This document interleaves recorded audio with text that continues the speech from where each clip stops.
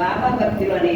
దానికి కారణం ఆయన తల్లి తండ్రి శేషమ్మ గారు పెళ్ళాల సీతారామయ్య నాన్నగారు. వాళ్ళిద్దరి వల్ల ఇంకా పేదరికం అంటే ఇంత అంత పేదరికం కాదు ఆయన అనిపించింది. నిజంగా అయ్యో మనకు ఆ సమయంలో చాలా ధనం ఉంటుంటే మనం ఆయనకి సహాయం చేద్దామేమో అని ఇప్పుడు తలుచుకుంటే బాధేస్తుంది. అప్పుడు మన పరిస్థితి అదే. అంత ఇంకొకరికి సహాయం చేసేటువంటి శక్తి యుక్తులు ఆర్థికమైన స్తోమతలు ఉన్నవాడని కాదు. అయితే వచ్చేవారు వెళ్ళేవారు, పాటలు నేర్పేవారు, మధురంగా పాడుకునేవారు. అమ్మ ఆయన కూర్చుని అన్ని పాటలు అమ్మ ఆయన దగ్గరే నేర్చుకుంది. బాబా పాటలన్నీ ఆవిడ ఆయన దగ్గర నేర్చుకుని పాడారు. ఇప్పుడు మనం ఇక్కడ ఆయన యొక్క వర్ధంతి సందర్భంగా 120 సంవత్సరాలు పూర్తయి ఆయన వర్ధంతి సందర్భంగా ఇక్కడ విజయవాడ నందివాడ శేషమామ గారు నిర్మించినటువంటి ఈ మందిరంలో, ఉస్మానాథ మందిరంలో మనందరం ఇలా కలుసుకోవడం, ఆయన గుర్తు చేసుకోవడం నిజంగా ఇది మన భాగ్యం. లేకపోతే ఎక్కడెక్కడి నుంచో వచ్చారు, దూరాభారాన్ని సహించి వచ్చారు, వారి శారీరకమైన శ్రమని సహించి వచ్చారు. కానీ ఎంతో కష్టం అది రావడం.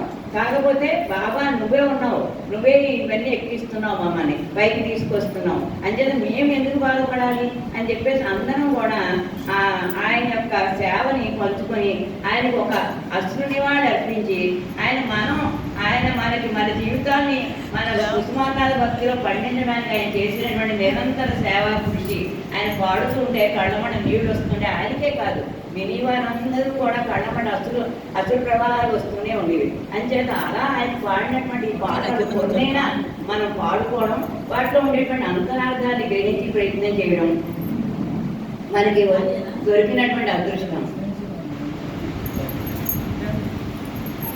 ఈ జీవితంలోనే అది చిన్న పాట అండి.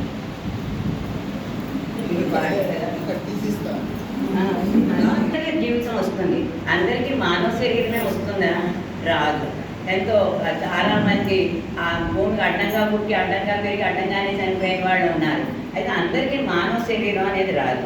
మానవ శరీరం వచ్చిన తర్వాత దాని యొక్క ప్రయోజనం ఏమిటి, దాన్ని ఎలా ఉపయోగించుకోవాలి, మనం అలా ఉపయోగించుకోవడానికి మనం చేయవలసిన కృషి ఏమిటి? మనకు అసలు రాగరాగ వచ్చింది. 84 లక్షల జీవరాశులు ఉన్నాయి. అంటే ఈగలు, దోమలు అన్నీ ఒక్కొక్క రకానికి అలా చూస్తే 84 లక్షల రకాలు ఉన్నాయి. ఈ 84 లక్షల జీవరాశుల్లోనూ భూమికి అడ్డంగా పుట్టి అడ్డంగా పెరగకుండా నిలువుగా పెరిగి వెన్నెముక నిలబెట్టుకున్నటువంటి వ్యక్తి ఎవరు? మానవుడు. ఇంత మానవ జన్మిస్తే ఇది మళ్ళా లభిస్తుందా మనకి? మళ్ళీ లభించి జన్మ కాదు ఇది. ఇలా ఒక్కసారి లభించినటువంటి ఈ జన్మని సార్థకం చేసుకోకపోతే ఆ భగవంతుడు ఏమంటాడు మనల్ని? ఏరా నీకు మానవ జన్మ ఇచ్చాను, ఏమ్మా నీకు మానవ జన్మ ఇచ్చాను, నువ్వు ఎందుకు వ్యర్థం చేసుకున్నావు? మళ్ళీ నీకు మానవ జన్మ ఎందుకు? ఇంకా కుక్కగానో నక్కగానో దోమగానో ఏకగానో పుట్టొచ్చు కదా, పుట్టి నువ్వు హాయిగా ఉండాలగా అని చెప్పేసి మనకి ఇచ్చినటువంటి మానవ జన్మ మళ్ళీ రాదు అని ముందు మనం తెలుసుకోవాలి. ఈ మానవ జన్మ మళ్ళీ రాదు కాబట్టి ఒక్కసారి మన పుణ్య విశేషం చేత పూర్వజన్మల్లో మనం చేసినటువంటి కర్మలు, వాటి వల్ల ఉన్నటువంటి పుణ్యాలు, వాటన్నిటినీ కలబోసుకొని మనకు వచ్చినటువంటి ఈ మానవ జన్మని మనం సార్థకం చేసుకోవాలి. సార్థకం చేసుకోండి 24 గంటలే కుస్మరా అంటాను అంటే నిజంగా అలా అనలేము. అనం కూడా ఎన్నో బాధలు. మనవాడు ఏం చేస్తున్నాడు, కూతురు ఏం చేస్తుంది, పిల్లలు స్కూల్కి వెళ్ళారా లేదా, వంట అయిందా లేదా, ఇలాంటి తాపత్రయాలు అన్నీ ఎక్కువ ఉంటాయి. వాళ్ళని దేవుడు పెట్టాలి, వీళ్ళని తీసుకురావాలి, ఇలాంటి ఇంటి బాధలు.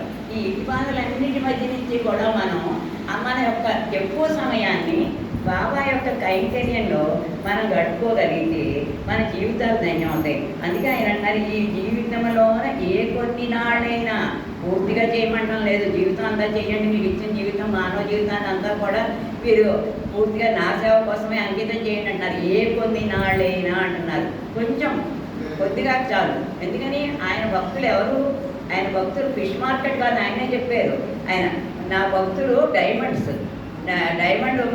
మార్కెట్లో డైమండ్స్ ఎన్ని ఉంటాయి, ఫిష్ మార్కెట్లో ఫిష్ ఎన్ని ఉంటాయి, రెండింటికి కోరిక చెప్పారు ఆయన.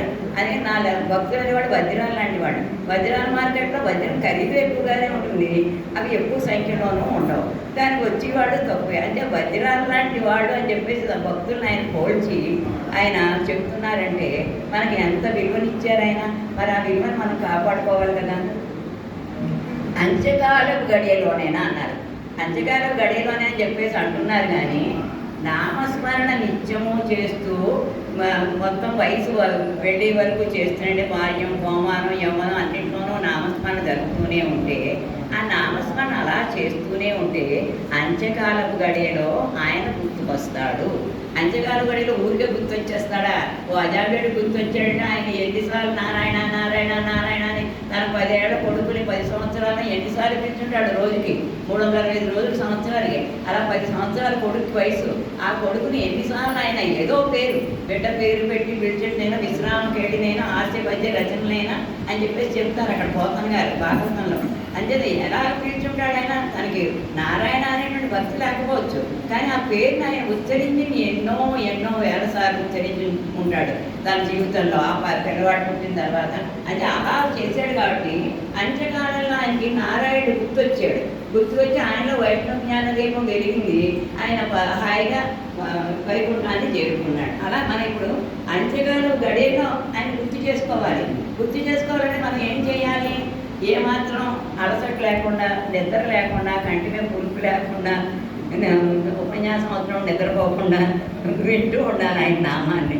ఆయన గురించి వినాలి, ఆయన గురించి సేవించాలి, ఆయన్ని మనం తలుచుకోవాలి. కుసుమాల కుసుమాల అనాలి ఇప్పటి నుంచి. అంటే అప్పుడు ఒక్కసారైనా నారాయణ అనమంటే పీచు, నారా అంటే సగం అంటే నారా అంటాడేమో, ఎన అనకపోయినా అని చెప్పేసి తండ్రి దగ్గరికి వచ్చి ఆ పీచు చూపిస్తే వాడు పీచు అన్నాడు కానీ నారా అనలేదు. అంటే అలాగా మనం ఆయన నారాయణ అని చెప్పి ఆయన తలుచుకోవాలి. అంటే కుసుమాల అని ఆయన తలుచుకోవాలండి. ఇప్పటి నుంచి అలవాటు చేసుకోవాలి. అభ్యాసైన పూసు విద్య అన్నారు. అభ్యాసం ఉంటే ప్రతి విద్య చిన్న విద్య, అది కష్టం కాదు. అటువంటి విద్య మనకు అలవడాలి అంటే అది కూడా విద్యే. అది మామూలుగా మనకి పరమాత్మ సంబంధించిన పరవిద్య ఇది.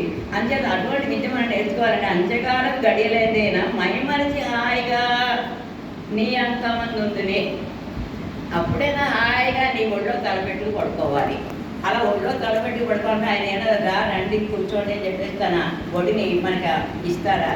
మనకి దానికి తగినటువంటి అర్హత ఉండాలి, యోగ్యత ఉండాలి. ఆ యోగ్యత ఉంటే ఆయన తప్పకుండా మనం దరి చేర్చుకుంటాడు. మనకి మామూలుగానే ఇక్కడ కాశీఖండంలో కూడా చెప్తారు ఆయన. ఆ చివరి క్షణంలో ప్రాణోత్క్రమం అయిపోతున్నటువంటి ఒక వ్యక్తికి కాశీలో మరణిస్తుంటే అక్కడికి శివుడు వచ్చి ఆయన యొక్క కుడి చెవిని తన దగ్గరగా పెట్టుకుని తన గడ్డం దగ్గర పెట్టుకుని అతనికి ఓంకారాన్ని ప్రణవాన్ని చెప్పి ఆయన చెవిలో చెప్పి ఇతను ఆఖరి క్షణంలో ప్రణవం చెప్పాడు అని చెప్పేసి పుణ్యాన్ని అతనికి కట్టబెట్టి ఆ వ్యక్తిని తనలో కలిపేసుకుంటాడట. ఆ సమయంలో ఆ వ్యక్తికి పార్వతీదేవి ఒళ్ళోకి తీసుకుంటుంది, కృంగి విసురుతూ ఉంటాడు. గంగా నది వచ్చి స్త్రీ రూపంలో వచ్చి గంగా సేద తీరుస్తూ ఉంటుంది ఆ నీళ్ళతోటి. అలాగే వినాయకుడు వచ్చి తన తొండంతో నీళ్లు చిలకరిస్తూ ఉంటాడు. ఇన్ని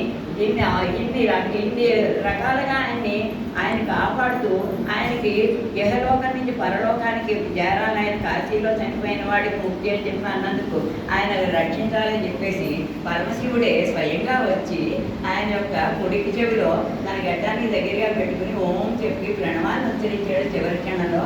అంటే వీడు నా భక్తుడు, వీడిని నాలో కలుపుకుంటానని చెప్పి తనలోకి తీసుకుంటాడట. ఇది రామకృష్ణ పరమాచార్య ఆయన తన జ్ఞానంలో దర్శించారు ఈ విషయాన్ని. అంచేత అలాంటి స్థితి మనకి రావాలి అంటే మనం ఏం చేయాలి? ఆయన అంతంలో పడుకోవాలంటే మనకు అర్హత ఉండాలి కదా. నీ ఒళ్ళో నేను పడుకుంటాను స్వామి అంటే ఆయన మనకి గెంటేస్తే కదా, గెంటకుండా మనం చూసుకోవాలి. నీ దర్శనం అందునే హర్నాలు హర్నాలు హర్నాలు హర్నాలు అనుకుంటున్నా ఆయన దర్శనం మనకి లభిస్తుంది. నా ఇచ్చ నా సుఖము నా స్వార్థ చింతనము. ఎప్పుడు నా ఇచ్చ, నా కోరిక నెరవేరాలి, నా స్వార్థం నెరవేరాలి, నా సుఖం నెరవేరాలి. ఇవేనా ఆయన మనం చూసుకుంటే ఆయన ఇవన్నీ చూసుకోడు. పరమపదానికి చేర్చేటువంటి మహానుభావుడు ఇహలోక సుఖాలు ఇవ్వలేడా? అంత ధైర్యం మనకు ఉండి మనం ఆయన వైపు తిరిగిపోతే ఆయన మనకు కావాల్సినవన్నీ ఆయనే ఇస్తాడు. దానికోసం మనం ఆలోచించవలసిన అవసరమే లేదు. అసలు మనం ఏం ఆలోచించగా నా ఇచ్చా, నాకు కోరుకుంది ఏదో తినాలని ఆయనే ఇస్తాడు తీసుకొచ్చి దగ్గరికి. నాకు ఇంకేదో కోరుకుంది సుఖపడాలని ఆ కోరిక తీరుస్తాడు. నా స్వార్థ చెందనం నా వాడు సుఖపడాలి అంటే అందరూ నీ వాడే అని చెప్పేసి ఆ వయసు ఆ విశాలభావం వచ్చేట్టుగా చేస్తాడైనా. నా ఇచ్చ నా సుఖము నా స్వార్థ చింతనము నాలోని దురభిమానము పూర్తిగా విడచి. ఆయన దురభిమానాన్ని విడిచి, ఎవరు దురభిమానాన్ని విడిచిన వారు? మన నాన్నగారు పెద్దాల సీతారామయ్య గారు. ఆయనకి లేదు అటువంటి దురభిమానం. ఆయన అది విడిచారు అన్నీ విడిచేశారు. ఆయన కోరికలు లేవు, సుఖం లేదు, ఆరోగ్యం లేకపోయినా కుటుంబాన్ని పోషించేటువంటి స్తోమత లేకపోయినా ఏది ఆలోచించకుండా నలుగురు ఐదుగురు పిల్లలు తన కళ్ళ ముందే చనిపోయినా వాళ్ళ మృత్యువు పట్ల కూడా ఆయన అయ్యో నన్ను ఇలా చేశాడు నా బాబా అనకుండా అది కూడా మర్చిపోయి బాబా ఏది చేస్తే అదే నా మంచి, అంటే బాబా నాకు మంచి చేయాలి కాదు, ఆయన ఏది చేస్తే అదే నాకు మంచి అనేటువంటి ఉద్దేశంతో బాబాని మర్చిపోకుండా ఆయన దురభిమానం నాకే కావాలి, మరొకరికి ఇదేమీ రాకూడదు, ఇవరికి అందరికీ ఎవరికి చెందకూడదు అనేటువంటి ఆలోచన కూడా లేకుండా నీ చేతి యంత్రముగా జీవించునే యంత్రం, ఆయన చేతిలో యంత్రం. మనం యంత్రానికి ఆయన దాని బట్టి స్వశక్తి ఉంటుందా? ఏముండదు.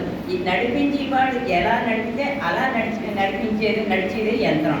ఎందుకని హనుమ చెప్తాడు రామాయణంలో సుందరకాండలో, నేను ఆయన వెళ్తున్నప్పుడు ఆయన గచ్చితాం లంకాం రావణ పాలితం అని చెప్పి నేను రాముడి యొక్క చేతి యంత్రంగా వెళ్తున్నాను అని చెప్తాడు. అని చెప్పి నాకేమీ లేదు, ఆయనే కర్త కర్మ క్రియ మూడు ఆయన నడిపిస్తున్నాడు, ఆయన చేతి యంత్రంగా నేను వెళ్తున్నాను. అంటే నాకు ఎటువంటి ఈ బాణాలు యథా రాఘవ ముక్త సరస్వసమని కర్మ గచ్చితాం లంకాం రావణ పాలిత అన్నాడు. రాముడి చేతిలో ఉన్నటువంటి బాణాన్ని రాముడు విడిచిపెడితే అది ఎక్కడికి విడిచిపెట్టాడో ఆ యొక్క కేంద్రాన్ని తిరిగి వెనక్కి వచ్చి ఆయన అమ్ముల పదవిలో చేరినట్టుగా నేను రాముడి చేతి బాణానికి ఏమాత్రమైనా స్వతంత్రం ఉంటుందా?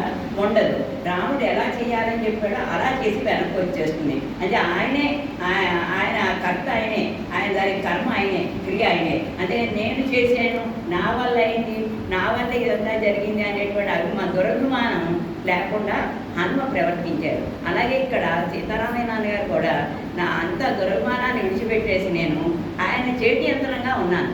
ఆయన చేతి యంత్రం ఎలా నడిపిస్తే అలా నడుస్తాం, కానీ నాకు ఇలా నడవాలనుంది స్వామి, ఓసారి ఆ రోడ్డు మానేసి ఈ రోడ్డుకి వెళ్దామంటే తీసుకెళ్తున్నా యంత్రం, తీసుకెళ్ళదు.